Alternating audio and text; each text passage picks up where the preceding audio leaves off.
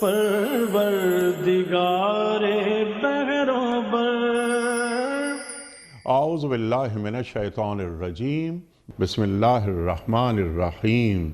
ان اللہ وملائکتہ یصلون علی النبی یا ایہا الذین آمنوا صلوا علیہ وسلموا تسلیما۔ اللہم صلی علی سیدنا و نبینا و شفیعنا و مولانا محمد وعلی آل محمد وبارک وسلم۔ محترم خواتین و حضرات، السلام علیکم۔ پیام صبح کے ساتھ ایک بار پھر حاضر میں ہوں آپ کا میزبان انیق احمد۔ خواتین و حضرات، روزانہ قرآن کریم کی مختلف آیات پر گفتگو ہوتی ہے، ماں سوائے جمعہ اور ہفتے کو سوال جواب کے سیشن ہوتے ہیں، آپ کے سوالات اور ہمارے عہد کے ایک جیل مفتی صاحب کے جوابات۔ خواتین و حضرات، قرآن کریم کی ان آیات پر ہمارے ملک کے ممتاز علماء گفتگو فرماتے ہیں اور ہمیں سمجھاتے ہیں کہ اللہ تعالیٰ قرآن کریم کی ان آیات میں ہمارے لیے کیا پیغام رکھتا ہے، اللہ اور اللہ کے رسول صلی اللہ علیہ وآلہ وسلم کے ہم سے تقاضے کیا کیا ہیں۔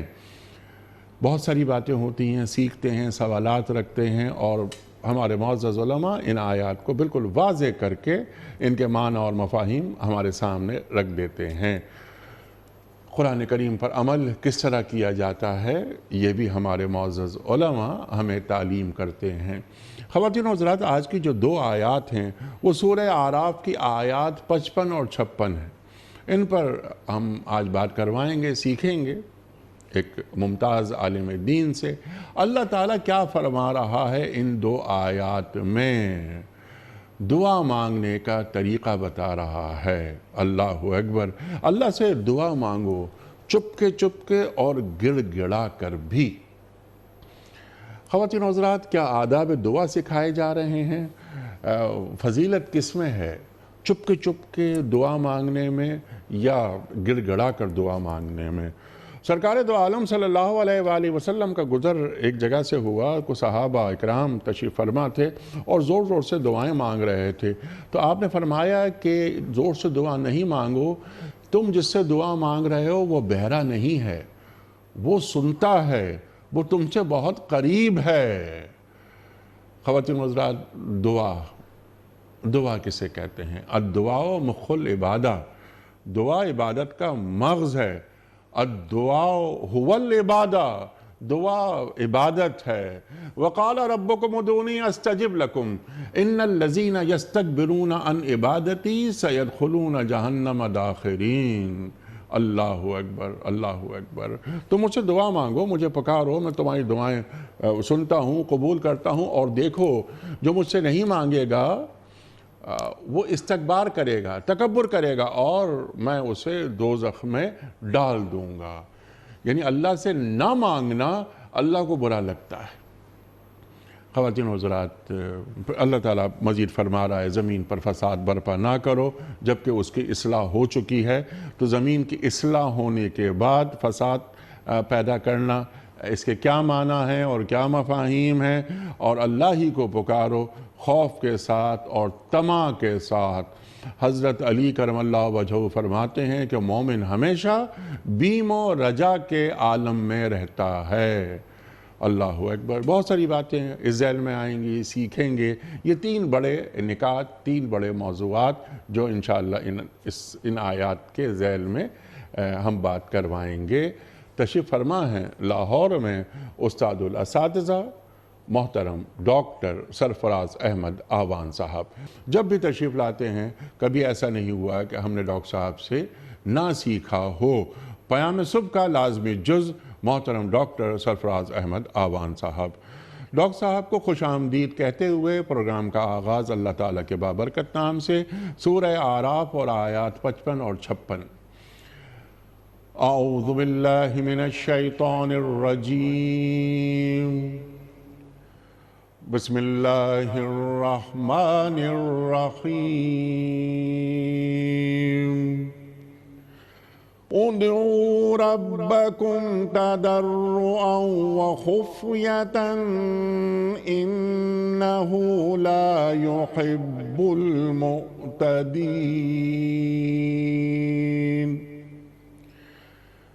ولا تفسدوا في الأرض بعد إصلاحها وادعوه خوفا وطمعا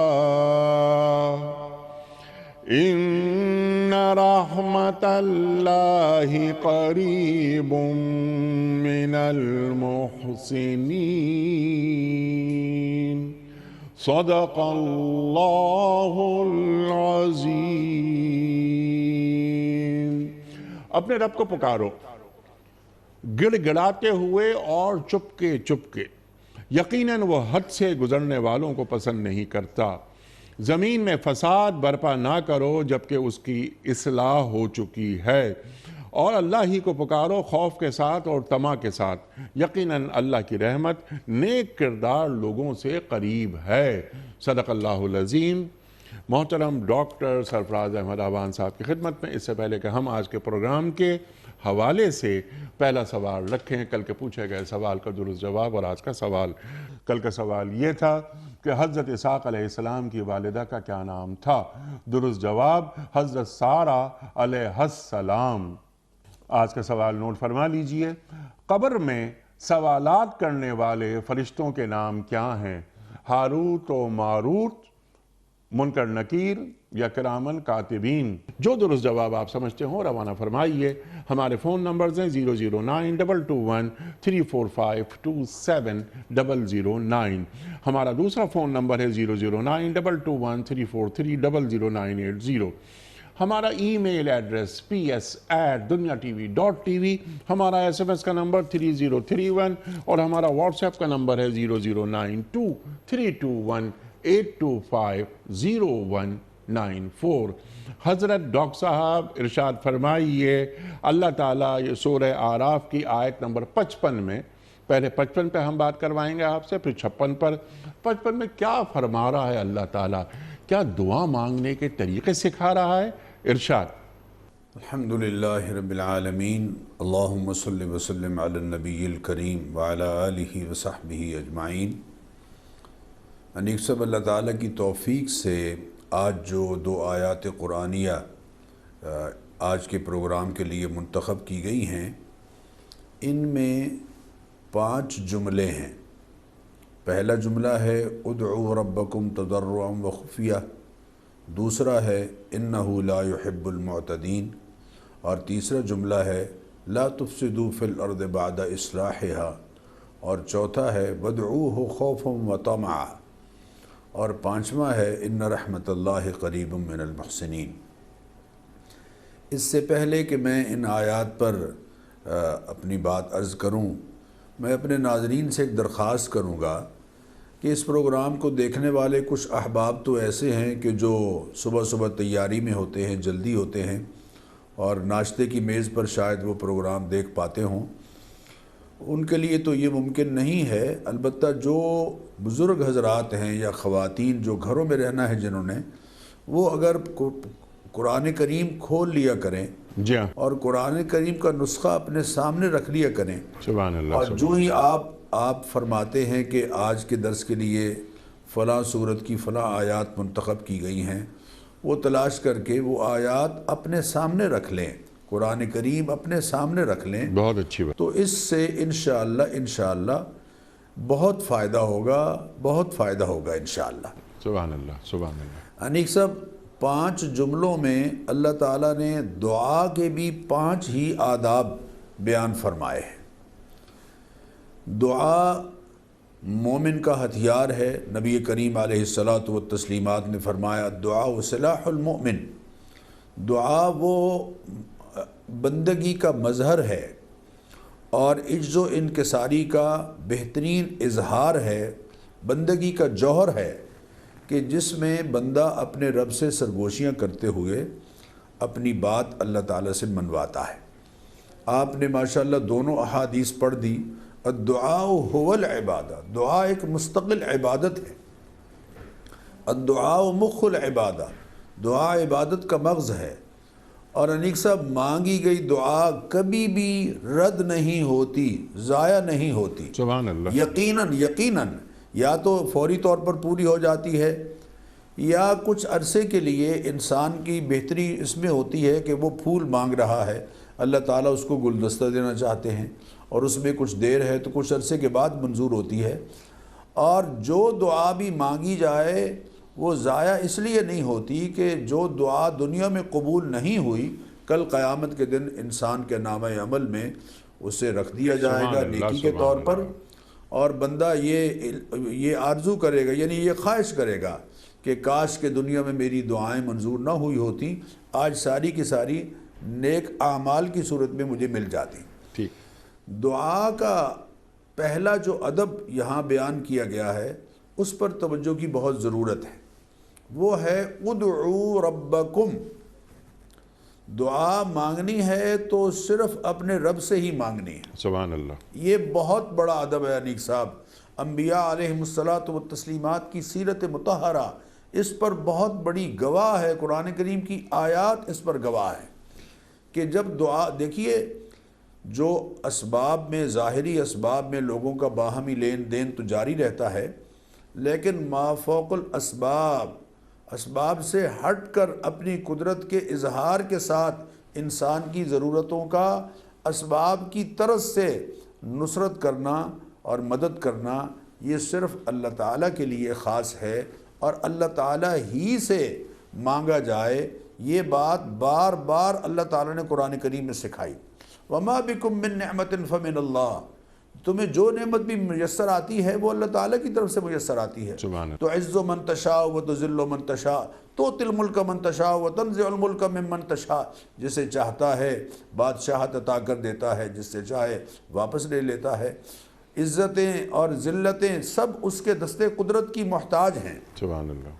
یہب لمن یشاء اناسا، جسے چاہے بیٹیاں دے دیتا ہے، ویہب لمن یشاء الذکور، جسے چاہے بیٹے ہی بیٹے دے دیتا ہے، او یزوجہم ذکرانا و اناثا، جسے چاہے بیٹے بیٹیاں ملا کر دے دیتا ہے، ویجعل من یشاء عقیما، اور جسے چاہے باندھ چھوڑ دیتا ہے، انہ علیم قدیر، وہ خوب جاننے والا ہے، وہ قدرت رکھنے والا ہے۔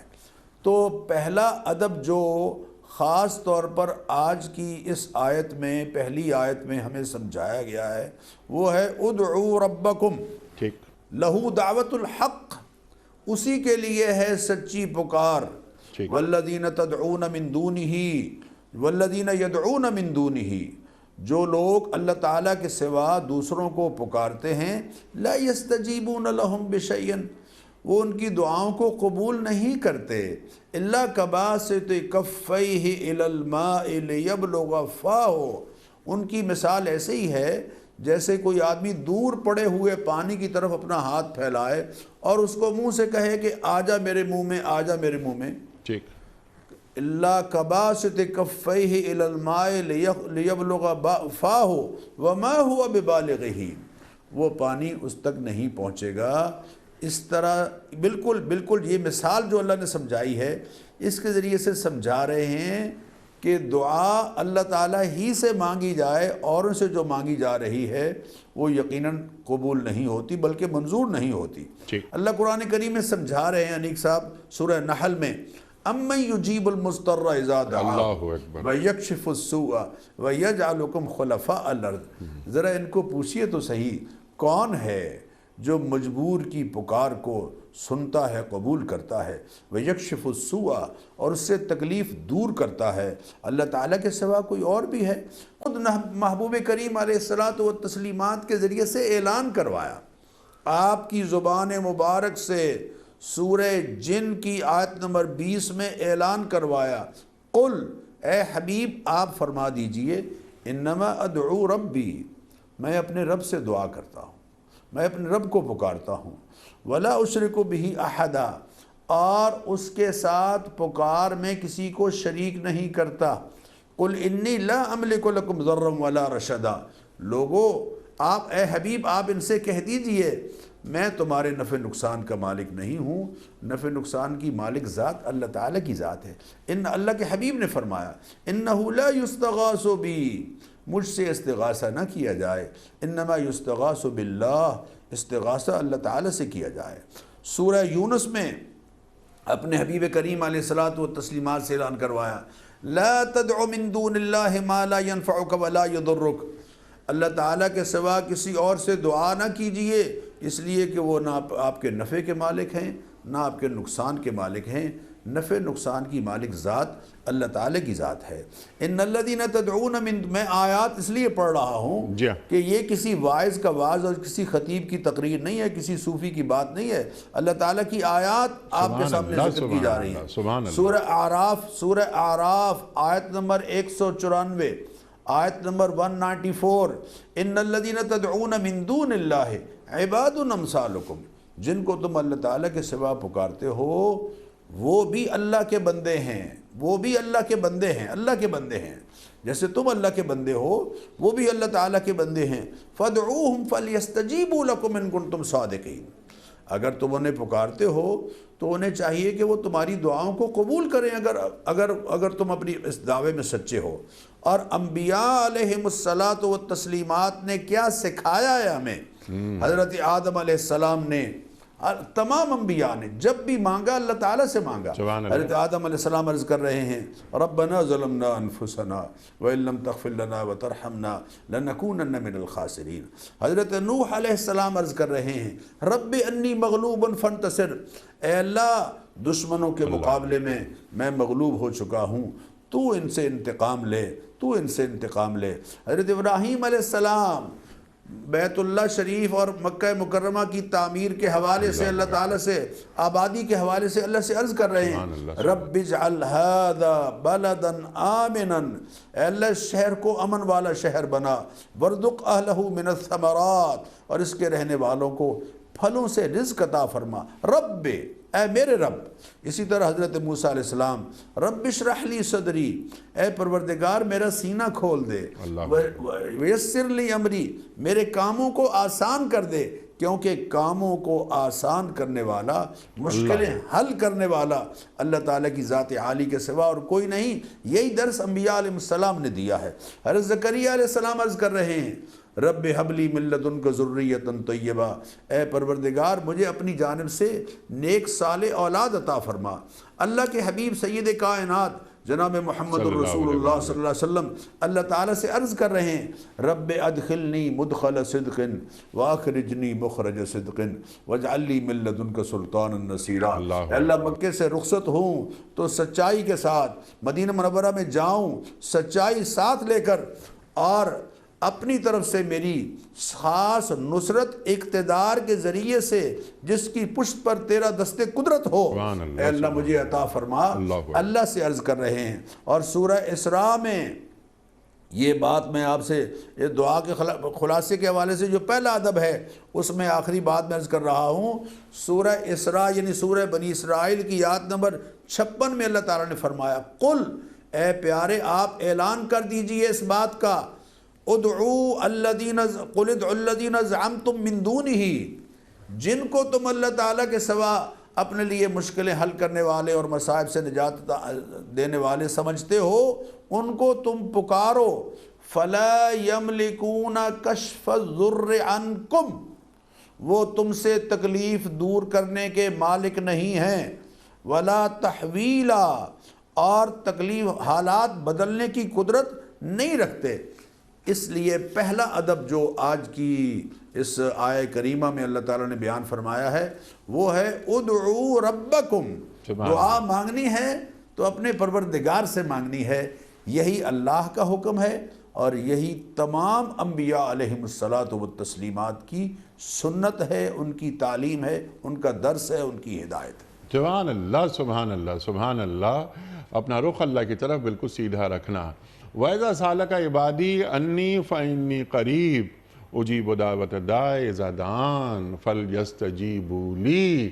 اللہ اکبر، سبحان اللہ۔ بنیادی نکتہ، جو کچھ مانگنا ہے وہ صرف اللہ سے، دینے والا صرف اللہ ہے، اللہ کے سوا کوئی نہیں ہو سکتا۔ اچھا ڈاکٹر صاحب، بنیادی باتیں آپ نے یہاں پر ارشاد فرما دی۔ ایک سوال اس ذیل میں ہم چاہتے ہیں کہ اس سے پہلے کہ ہم اگلا سوال رکھیں، جو مجھے ملنا ہے وہ مجھے مل کر رہے گا، جو تقدیر میں میری لکھا ہوا ہے، جو اللہ نے لکھ دیا ہے وہ ضرور مجھے ملے گا، تو پھر میں دعا کیوں مانگوں؟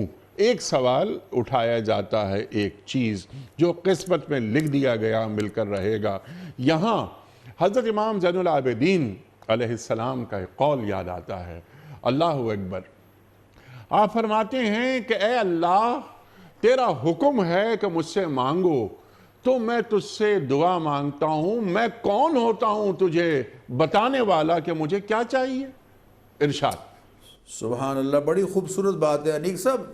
دراصل دعا صرف مانگنے کے لیے ہی نہیں بلکہ اپنی بندگی کے اظہار کے لیے بھی ہے۔ اللہ اکبر۔ انسان اپنے عجز کا، اپنی انکساری کا، اپنی بندگی کا، اپنے پاس کچھ نہ ہونے کا، اپنے بے حیثیت ہونے کا اقرار اور اظہار کرتا ہے اپنے پروردگار کے ہاں۔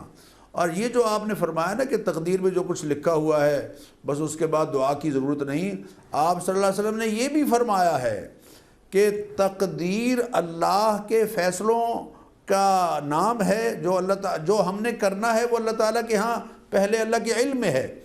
اللہ تعالیٰ بندوں کی التجا پر اس تقدیر کو بدلنے پر پوری طرح سے قادر ہیں، اس لیے کہ اسباب اور تقدیر یہ اللہ تعالیٰ کی قدرتوں کے اور اس کے فیصلوں کے محتاج ہیں، اللہ اسباب کا محتاج نہیں ہے۔ اس لیے یہ بات طے شدہ ہے کہ لا يرد القضاء الا الدعاء، حضور پاک صلی اللہ علیہ وسلم کا فرمان ہے کہ قضاء کو دعا رد کر دیتی ہے، بدل دیتی ہے۔ سبحان اللہ۔ دعا مانگنا بہر صورت دراصل بندے کی بندگی کا حسن ہے، بندے کی بندگی کا حسن ہے۔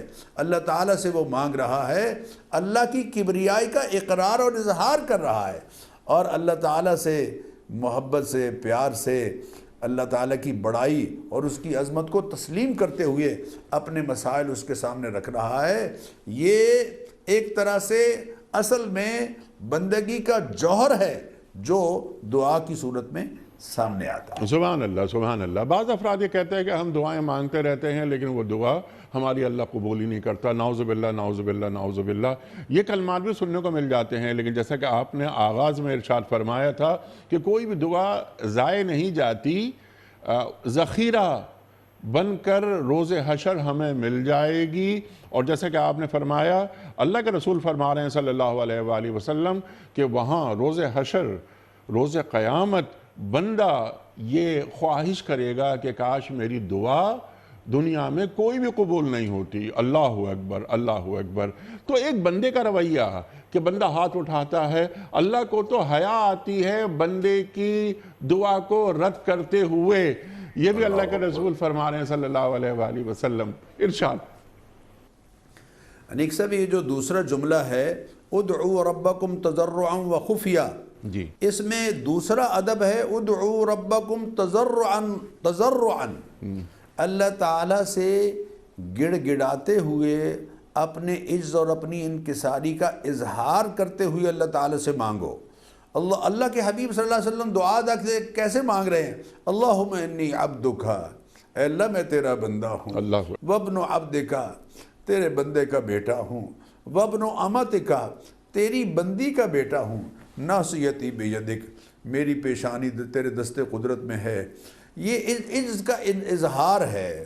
اور اللہ اکبر، اللہ اکبر، طائف سے پلٹتے ہوئے نبی اکرم صلی اللہ علیہ وسلم کی دعا جو ہے اس میں ایک جملہ دل کو ہلا دیتا ہے، اے پروردگار تو نے مجھے کن کے سپرد کر دیا ہے، لیکن اگر تو راضی ہے تو پھر میں بھی تیرے فیصلے پر راضی ہوں۔ یہ ایک اللہ تعالیٰ سے عجز کا اظہار ہو رہا ہے، اور اللہ کے دامن سے چمٹ کر کہ میں نے تو لے کر جانا ہے، جس کو ہم عام طور پر کہتے ہیں نا، بچہ دیکھیے، بچہ بات نہیں کر پاتا، اپنا مسئلہ رکھ نہیں پاتا، لیکن رو کر ہر چیز منوا لیتا ہے، ہر چیز منوا لیتا ہے۔ حضور اکرم صلی اللہ علیہ وسلم نے فرمایا، ابھی جو بات آپ ارشاد فرما رہے تھے اس حدیث سے وہ بات سمجھ آ رہی ہے۔ آپ صلی اللہ علیہ وسلم نے فرمایا ادعوا اللہ وانتم موقنون بالاجابہ، اللہ تعالیٰ سے اس حال میں تم مانگو کہ تمہیں قبولیت کا پوری طرح سے یقین ہو۔ وَاعْلَمُوا أَنَّ اللَّهَ لَا يَسْتَجِيبُ دُعَاءً مِّن قَلْبٍ غَافِلٍ لَاهٍ، یہ بات اچھی طرح سے جان لو کہ اللہ تعالیٰ غفلت میں پڑے ہوئے اور لا و لاب میں اور بے دھیانی میں پڑے ہوئے بندے کی دعا کو قبول نہیں کرتے۔ حضور اکرم صلی اللہ علیہ وسلم سے کسی صاحب نے عرض کیا کہ یا رسول اللہ ہم دعا مانگتے ہیں لیکن دعا قبول نہیں ہوتی۔ آپ صلی اللہ علیہ وسلم نے فرمایا بندہ اللہ تعالیٰ سے مانگتا ہے اور کچھ عرصہ مانگتا رہتا ہے پھر نا امید ہو جاتا ہے، لا تیسوا من روح اللہ، اللہ کی رحمت سے مایوس نہیں ہونا ہے۔ اللہ کے ہاں نا امیدی کی تو کوئی گنجائش ہے ہی نہیں۔ اور فرمایا پھر دعا مانگنا بندہ چھوڑ دیتا ہے، دعا مسلسل اللہ تعالیٰ سے مانگتے رہنا چاہیے۔ قل، اے حبیب آپ اعلان کیجئے، من ینجیکم من ظلمات البر والبحر تدعونہ تضرعا وخفیا، کون ہے جو خشکی اور تری کے اندھیروں سے تمہیں بچاتا ہے؟ تدعونہ تضرعا وخفیا، تم اس کو مانگتے ہو عاجزی کے ساتھ، انکساری کے ساتھ، اس کی بڑائی اور اس کی عظمت کا پورا احترام کرتے ہوئے اور لحاظ کرتے ہوئے۔ اللہ سے میں آپ سے عرض کروں انیق صاحب، اس انداز سے بندہ مانگے جیسے اللہ سے سرگوشیاں کر رہا ہے، محبت کے انداز میں، پیار کے انداز میں اللہ۔ اور پھر تیسرا ادب جو بیان فرمایا وہ ہے چپکے چپکے۔ حضرت زکریا علیہ السلام کی دعا قرآن کریم میں اللہ تعالیٰ نے ذکر فرمائی ہے۔ حضرت زکریا علیہ السلام اللہ تعالیٰ سے عرض کر اذ نادا ربہ نداء خفیہ، جب زکریا علیہ السلام نے اپنے رب کو پکارا اور چپکے چپکے پکارا، چونکہ بندہ اور اللہ آپس میں بات کر رہے ہیں اور کسی کو درمیان میں شریک نہیں ہونا چاہیے۔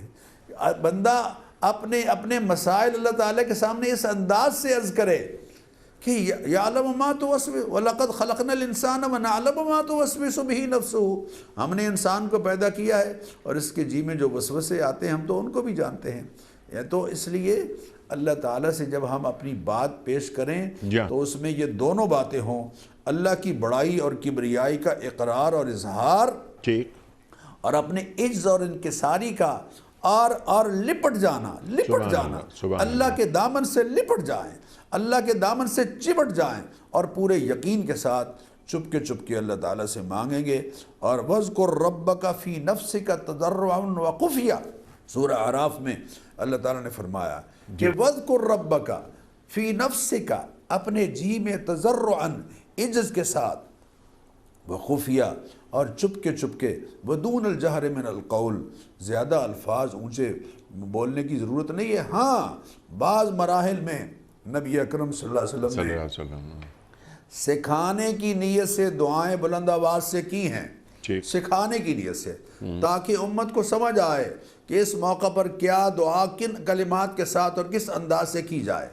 تو تعلیم کی نیت سے دعا تو بلند آواز سے کرنے کی گنجائش موجود ہے اور یقیناً درست ہے، لیکن ویسے بندہ جب اپنے رب سے بات کر رہا ہے اکیلے میں تو چپکے چپکے کرے، تو اس میں یقیناً اس حکم کی بھی پیروی ہوگی۔ بلکہ یہ فرمایا گیا کہ ایک دعا جو چپکے سے ہوتی ہے، ایک دعا جو چپکے سے ہوتی ہے وہ ان 70 دعاؤں سے بہتر ہے جو بلند آواز کے ساتھ ہوتی ہے۔ سبحان اللہ، اس لیے چپکے چپکے دعا ہوگی۔ سبحان اللہ، سبحان اللہ، کیونکہ یہ جو جیسے آپ نے بات فرمائی کہ سرگوشیاں اللہ تعالیٰ سے سرگوشیاں ہو رہی ہیں، تو یہ سرگوشیاں صداگیر ہوتی ہیں، آسمانوں تک جاتی ہیں۔ اللہ اکبر، اللہ اکبر۔ بہت سارے سوالات اس ذیل میں، دعا، مستجاب الدعوات کون ہوتے ہیں، رزق حلال کا کیا تعلق ہے دعا کی قبولیت سے، وہ بھی بہت ساری باتیں ہیں ڈاکٹر صاحب، ہم آج سے سیکھتے رہیں گے۔ لیکن پھر یہ 2 پوائنٹس مزید رہ گئے، میں چاہ رہا ہوں کہ انہیں آپ کی خدمت میں پیش کروں۔ زمین میں فساد برپا نہ کرو جب کہ اس کی اصلاح ہو چکی ہے۔ تو یہ زمین کی اصلاح ہو چکی ہے، فساد برپا نہ کرو، کیا قوانین خداوندی کی بات ہو رہی ہے کہ قرآن کے جو قوانین یہاں پر دے دیے ہیں اللہ تعالیٰ نے، اس کے خلاف کوئی کام نہ کرو؟ ارشاد۔ بالکل آپ نے صحیح فرمایا کہ اللہ تعالیٰ نے نبی کریم علیہ الصلاۃ والتسلیمات کی ذات کریمہ پر نسل انسانی کی فلاح و نجات کا ابدی نظام جو نافذ جو عطا کر دیا ہے، اور نبی کریم علیہ الصلاۃ والتسلیمات نے مدینہ منورہ کی اسلامی ریاست میں اس کو عملی طور پر نافذ کر دیا ہے، اور اس کی برکات لوگ اپنی نگاہوں سے دیکھ رہے ہیں۔ تو اس اصلاح کے بعد پھر کوئی ایسا بگاڑ کا کام، یعنی اللہ کی حدود کو پامال کرنے کا کام، اللہ کے رسول صلی اللہ علیہ وسلم کی تعلیمات کو پس پشت ڈالنے کا کام، جب یہ کام تم کرو گے تو پھر یقیناً شیطان کی جو کاوشیں ہیں اور اس کی جو محنت ہے وہ بارآور ہوگی اور نتیجہ خیز ہوگی۔ تو شیطان جو تمہارا دشمن ہے وہ کبھی تمہارے معاشرے میں امن و سکون بحال نہیں رہنے دے گا، اس لیے تم نے اللہ کی تعلیمات کو ماننا ہے اور اللہ کے رسول صلی اللہ علیہ وسلم کی ہدایات کو پیش نظر رکھنا ہے تاکہ وہ امن برقرار رہے جو ان تعلیمات پر عمل کرنے کی برکت سے معاشرے میں قائم ہوتا ہے۔ لا تفسدوا فی الارض بعد اصلاحها۔ انیق صاحب، ہم بگاڑ کسے سمجھتے ہیں؟ ہم یہ سمجھتے ہیں کہ بگاڑ اور فساد یہ ہے کہ لوگ لاٹھیاں لے کر ایک دوسرے کے سامنے آ جائیں یا فائرنگ کرنے لگ جائیں ایک دوسرے کے اوپر، یہ فساد ہے۔ حالانکہ بگاڑ اور فساد تعلیمی میدان میں بھی ہے، بگاڑ اور فساد معاشرتی میدان میں بھی ہے، بگاڑ اور فساد معاشی اور اقتصادی میدان میں بھی ہے۔ اگر چند مل آنرز پول کر لیتے ہیں کہ ہم چینی اس ریٹ پر مہنگی بیچیں گے اور سستی نہیں کریں گے تو یہ بگاڑ ہے، فساد ہے جو معاشرے میں پھیلا رہے ہیں۔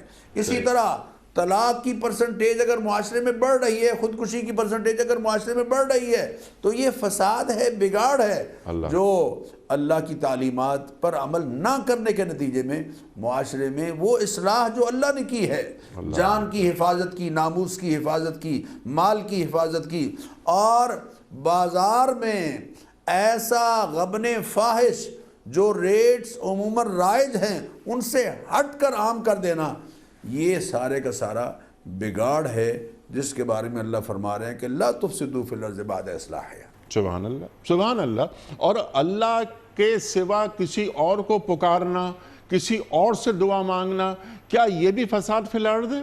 یہ اعتقادی بگاڑ ہے، یہ اعتقادی بگاڑ ہے۔ اور اللہ کے حبیب صلی اللہ علیہ وسلم کیا جملہ ارشاد فرما رہے ہیں؟ نبی کریم علیہ الصلوۃ والتسلیمات نے ارشاد فرمایا، من مات، جو اس حال میں مر گیا، وَهُوَ يَدْعُو مِن دُونِ اللَّهِ نِدًّا، اور وہ اللہ تعالیٰ کے سوا کسی اور کو پکارتا رہا، اس حال میں مر گیا کہ اپنی مدد کے لیے، اپنی نصرت کے لیے، اپنے مسائل کے حل کے لیے جو ما فوق الاسباب صورتیں ہیں اس میں اللہ کے سوا کسی اور کو پکارتا رہا، دخل النار، وہ جہنم میں جانے والا ہے، اس لیے کہ اس نے اس فساد کو اختیار کیا جو اللہ تعالیٰ کے رسول صلی اللہ علیہ وسلم کی تعلیمات سے ہٹ کر ہے۔ اللہ کے حبیب خود عرض کر رہے ہیں، انما ادعو ربی، میں اپنے رب کو بلاتا ہوں، وقال ربکم ادعونی استجب لکم، اللہ اکبر، اللہ تم سے کہہ رہا ہے کہ ادعونی استجب لکم، مجھے پکارو میں تمہاری دعاؤں کو قبول کرتا ہوں۔ ان الذین اور جو اللہ ان الذین یستکبرون عن عبادتی، جو میری عبادت سے تکبر کرتے ہیں، گویا عبادت کو، دعا کو عبادت قرار دیا جا رہا ہے، اور سیدخلون جہنم داخرین، سیدخلون جہنم داخرین، بڑے خوفناک نتائج ہیں۔ تو اس لیے یہ تو فساد ہے، اعتقادی ہو، معاشی ہو، اقتصادی ہو، معاشرتی ہو یا تعلیمی حوالے سے ہو، اس فساد سے اپنے معاشرے کو ہم نے بچانا ہے، یقیناً یہی اللہ کا حکم ہے۔ جی سبحان اللہ، سبحان اللہ۔ اب چند مثالیں ڈاکٹر صاحب آپ عطا فرما دیجئے کہ جس طرح آپ نے معاشی، اقتصادی، سماجی، علمی وغیرہ وغیرہ جو فساد برپا ہو چکے ہیں دنیا میں اور خاص طور پہ ملت اسلامیہ میں، وہ فساد ان کی شکلیں کیا ہیں؟ یہ تو آپ نے ایک اصولی بات بیان فرما دی، لیکن جو زمینی حقائق ہیں، جو امپیریکل ایویڈنسز ہیں، انہیں ہم دیکھ کر بات کرتے ہیں کہ یہ کیا کچھ ہو رہا ہے۔ اللہ اور اللہ کے رسول صلی اللہ علیہ وآلہ وسلم کا پیغام بلکہ احکام کیا ہیں، لیکن ہم کر کیا رہے ہیں معاش کے میدان میں، سماج کے میدان میں، اخلاقیات کے میدان میں، علم کے میدان میں، وغیرہ وغیرہ وغیرہ وغیرہ۔ چند بڑے کام بتا دیجئے، یا وہ جو غلطیاں ہم کر رہے ہیں ان سے چھٹکارا کیسے ہو سکتا ہے؟ ارشاد۔ انیک صاحب، آپ نے اقتصاد سے شروع کی بات۔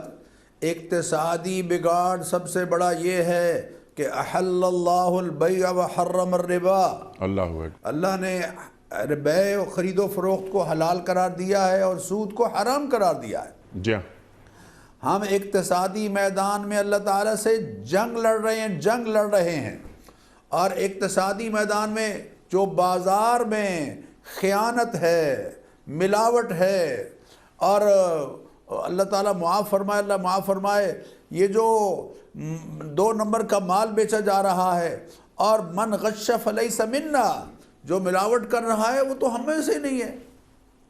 من احتکر فلیس منا، جو احتکار کرتا ہے، ذخیرہ اندوزی کرتا ہے، مال اس کے پاس موجود ہے، آٹا، چینی، دالیں موجود ہیں، گھی موجود ہے، لیکن وہ چاہ رہا ہے کہ ریٹ مزید اوپر ہو پھر میں مارکیٹ میں پھینکوں گا مال، یہ فسادی ہے، یہ شخص فسادی ہے۔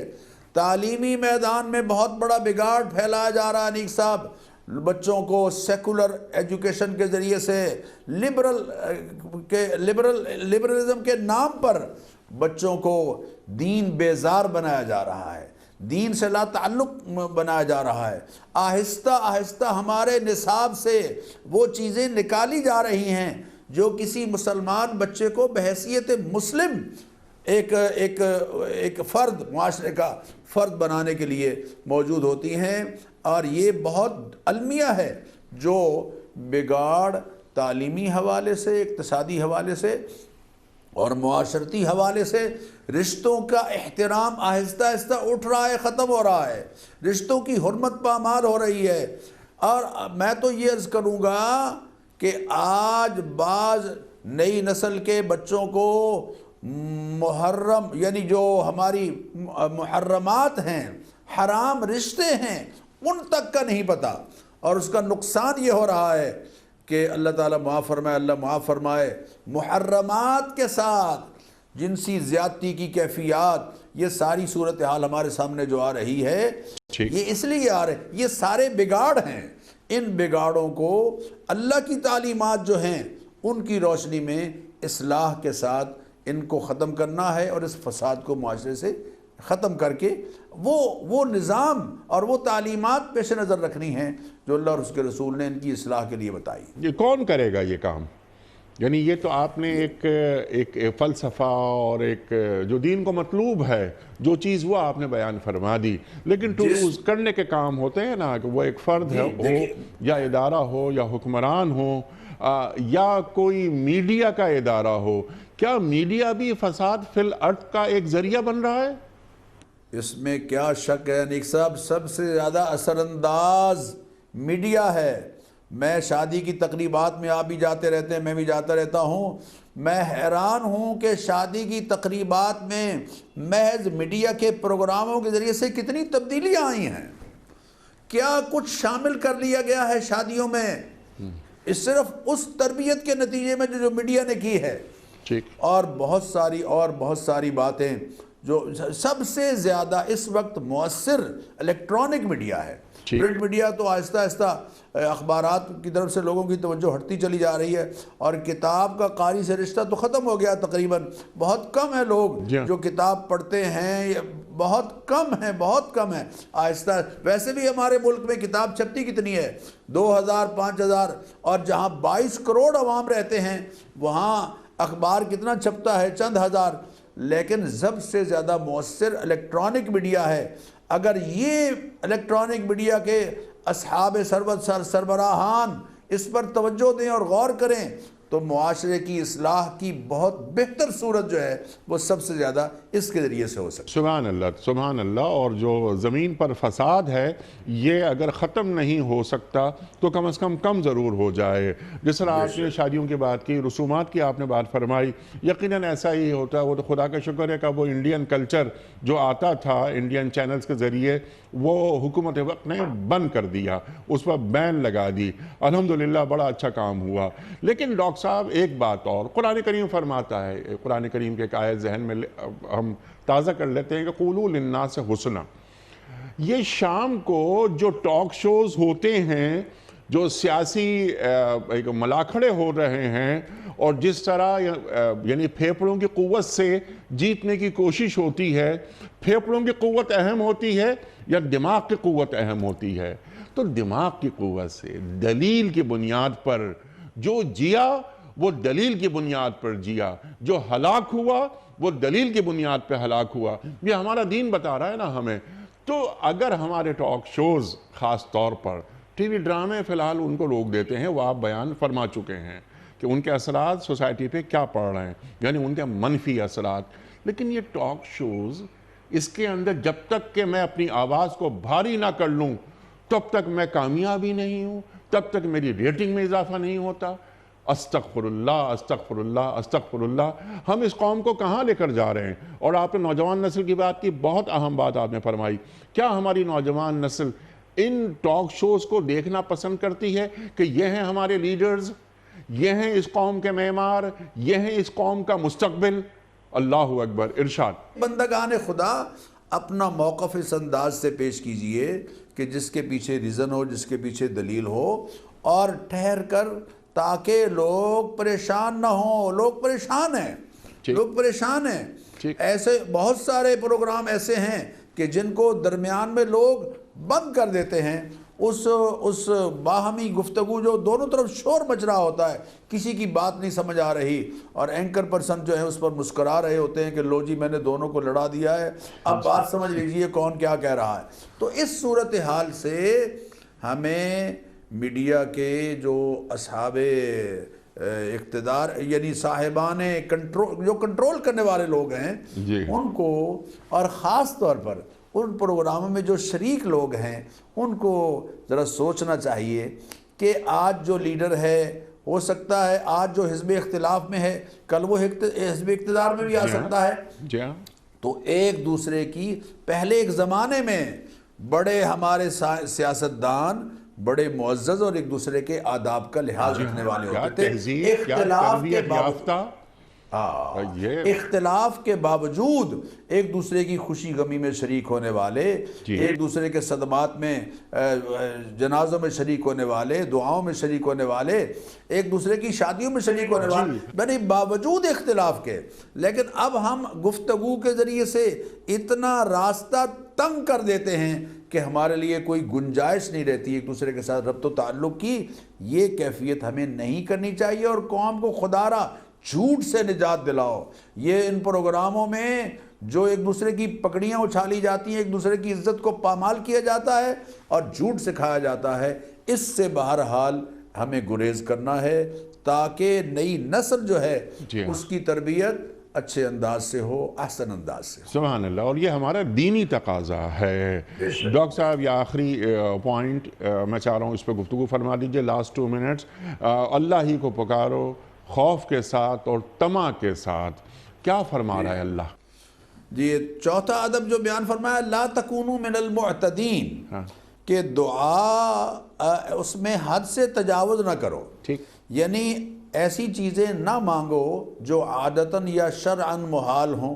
مثلا کوئی بچہ کہے کہ مجھے تو لڑکی ہو، یا اللہ مجھے لڑکی بنا دے، یا چلا چلا کر پکارنا، یا بے پرواہی کے ساتھ پکارنا، یہ حد سے تجاوز ہے جس سے اللہ تعالیٰ روک رہے ہیں۔ اور 5واں ادب یہ ہے کہ فرمایا، یعنی جو وَادْعُوهُ خَوْفًا وَطَمَعًا، بالکل آپ نے جو آیت پڑھی، آیت کا حصہ، کہ اللہ تعالیٰ کو اس صورتحال میں پکارو کہ تمہارے اندر ڈر اور امید و بیم دونوں کی کیفیت موجود ہو۔ سیدنا عمر رضی اللہ تعالیٰ عنہ فرمایا کرتے تھے کہ خوف اور امید کی کیفیت یہ ہونی چاہیے کہ اگر یہ پتہ چلے کہ ساری دنیا جنت میں چلی جائے گی اور ایک جو ہے اس کے لیے فیصلہ اس کے برعکس ہوگا، جہنم کا ہوگا، تو مجھے ڈر ہے کہ کہیں وہ میں نہ ہوں۔ اور اگر یہ ہو کہ ساری دنیا جہنم میں چلی جائے گی اور ایک ہوگا جو جنت کی نعمتوں سے مستفید ہوگا، تو مجھے امید ہے کہ وہ میں ہوں۔ اللہ تعالیٰ کی ذات عالی کا ڈر، یعنی اس بات کا ڈر کہ اللہ کہیں مجھ سے ناراض نہ ہو جائے۔ سبحان اللہ۔ یہ ڈر تھانے دار والا ڈر نہیں ہے، یہ تھانے دار انسپیکٹر والا ڈر نہیں ہے۔ اللہ سے ڈر کا مطلب یہ ہے کہ میرا پیارا کہیں مجھ سے روٹ نہ جائے، اللہ اکبر، کہیں مجھ سے ناراض نہ ہو جائے، کہیں میری عبادتوں میں کوئی کمی نہ رہ گئی ہو۔ اللہ اکبر، اللہ اکبر۔ تو وَادْعُوا رَبَّكُمْ، یعنی امید اور خوف کی کیفیت میں، وَادْعُوا خَوْفًا وَطَمَعًا، اور اِنَّ رحمت اللہ قریب من المحسنین، جو مان کر، اس کی مان کر زندگی گزارتے ہیں۔ محسن کون ہے؟ جو احسان کا مطلب ہوتا ہے جتنی ضرورت ہے اس سے زائد دینا، اللہ اکبر، جتنا حکم ہے اس سے زائد۔ مجھے اللہ تعالیٰ نے حکم دیا ہے زکوٰۃ دینے کا 2.5%، میں زکوٰۃ تو 2.5% دیتا ہوں، لیکن میں اس سے زائد صدقات کی صورت میں، خیرات کی صورت میں اور دیتا ہوں۔ یہ محسن ہے، یہ محسن ہے۔ میرے ماں باپ کا مجھ پر حق ہے، میں وہ حق ادا کرتا ہوں، لیکن اس کے ساتھ ساتھ اور زیادہ کوشش کرتا ہوں ان کی خدمت کی۔ میری بیوی کا مجھ پر حق ہے، میری اولاد کا مجھ پر حق ہے، میرے ہمسائے کا مجھ پر حق ہے، بازار میں بیٹھے ہوئے تاجر جو ہیں ان پر خرید و فروخت کرنے والوں کا حق ہے۔ اس حق کو حضور فرما رہے ہیں، آپ ایک حساب تول رہے ہیں نا جی، آپ فرما رہے ہیں زن ورجح، تول اور جھکتا ہوا تول۔ یہ جو برابر تولا ہے یہ حق دیا ہے، اور یہ جھکتا ہوا تولا ہے یہ احسان ہے۔ یہ ہے محسن، معاشرے کے محسن لوگ جو حق سے زائد دے رہے ہیں، اور حق سے زائد دے کر وہ اللہ کی رحمت کے مستحق ہو جاتے ہیں، بن رہے ہیں۔ بے شک ڈاکٹر صاحب، میں آپ کا بڑا شکر گزار، بڑا ممنون، آپ تشریف لائے۔ بہت ساری باتیں مزید ہو سکتی ہیں، یقیناً بہت بڑے بڑے موضوعات، لیکن اللہ آپ کو اچھا رکھے۔ آپ نے سورہ اعراف کی آیات 55 اور 56 کا جو بنیادی مفہوم، بنیادی یعنی مغز، وہ آپ نے عطا فرما دیا۔ آپ کا بڑا شکر گزار ڈاکٹر صاحب، ہمیشہ آپ سے سیکھتے ہیں۔ خواتین و حضرات، وقت یہاں مکمل ہوا ہمارے آج کے پروگرام کا کوئز۔ کل کا سوال ہمارا یہ تھا کہ حضرت اسحاق علیہ السلام کی والدہ کا کیا نام تھا؟ درست جواب حضرت سارہ علیہ السلام۔ آج کا سوال نوٹ فرما لیجئے، قبر میں سوالات کرنے والے فرشتوں کے نام کیا ہیں؟ ہاروت و ماروت، منکر نکیر یا کرامن کاتبین؟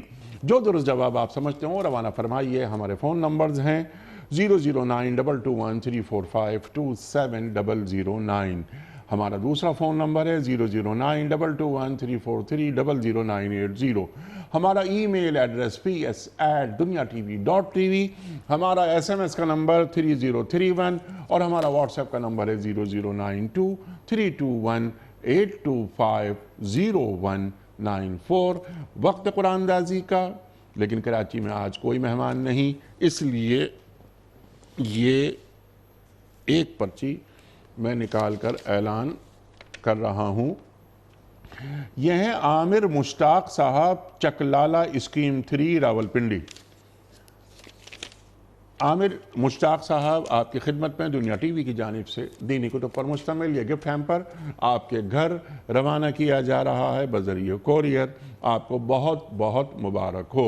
اختتام ہوتا ہے پیام صبح کا روزانہ ایک قول پر، اور وہ قول ہوتا ہے صاحب نہج البلاغہ امیر المومنین حضرت علی مرتضیٰ کرم اللہ وجہہ کا۔ آپ فرماتے ہیں کہ ماں باپ کے ساتھ نیکی کرنا سب سے بڑا فریضہ ہے۔ ماں باپ کے ساتھ نیکی کرنا سب سے بڑا فریضہ ہے۔ سبحان اللہ، سبحان اللہ۔ اپنے میزبان انیق احمد کو کل تک کے لیے اجازت، خدا حافظ۔ پروردگار